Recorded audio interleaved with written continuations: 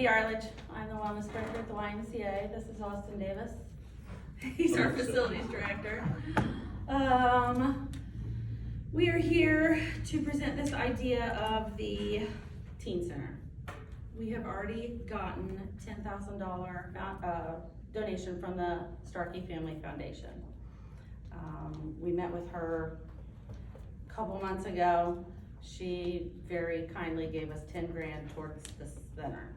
I don't know if you guys have read through all of Jeff's information that he sent and what it will consist of. This was kind of my idea because we have several families that kind of fall in between that. They're too young to go to the child watch area where kids like 3, 4, 5, 6 years old, but they're too old to, or too young to still kind of go upstairs, and you can't really let, you know, a bunch of 10-year-olds loose upstairs. So we're trying to find that in-between area that we can really serve the community and kids at the Y, because we have a very large fluctuation of kids that get out of school, they're at Circleville, walk to the Y.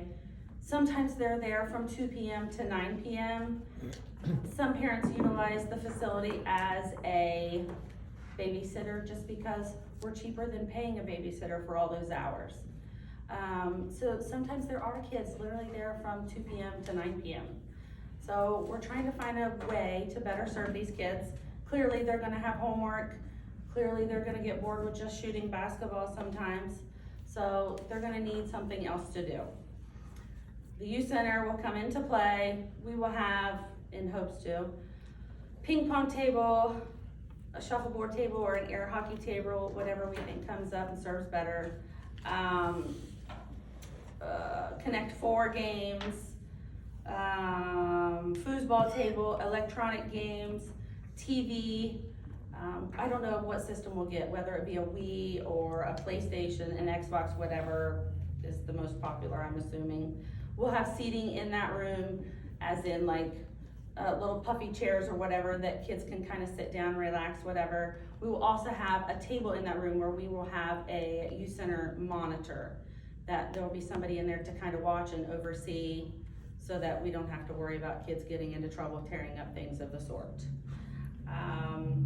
Outside of that room, we will have a 12-foot long kind of like study area that will have electronic ports set up to it so they can charge all of their devices.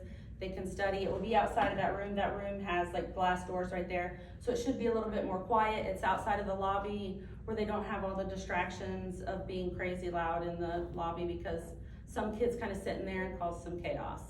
So we're hoping that everybody will move to the teen center room and kind of settle down and, you know, keep themselves busy and keep themselves out of trouble. Any adds to that? Yeah, kind of what Mandy touched on. Sorry, I'm off today. I'm a little underdressed. Kind of. I've been outside mowing and doing all that stuff, but I guess it was probably early spring. We started noticing a lot of kids kind of too old for child watch, but too young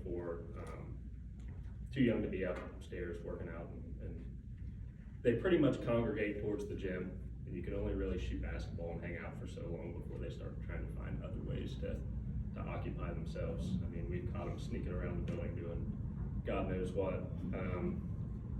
So we got kind of talking about an idea of being able to push them to that kind of section of the room and add some things that kind of target that age group, and like she touched on, like the ping pong stuff, some board games, some stuff like that. And it'll be monitored. That area's we have a camera on that area, so it'll be monitored. And like she touched on too, we have a lot of parents that drop their kids off for, I mean, it's not uncommon to see them 6, 7 hours a day. I mean, Several families.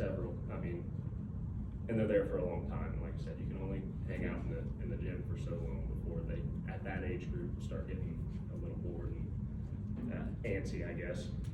So this was kind of our idea to be able to add something for them and be able to kind of, I guess, keep them involved and keep them there without causing too much trouble, and be able to, I guess, wrangle them back up. The remaining amount that we're asking for is just shy of $4 grand. I mean, we'll take more, but it's just short.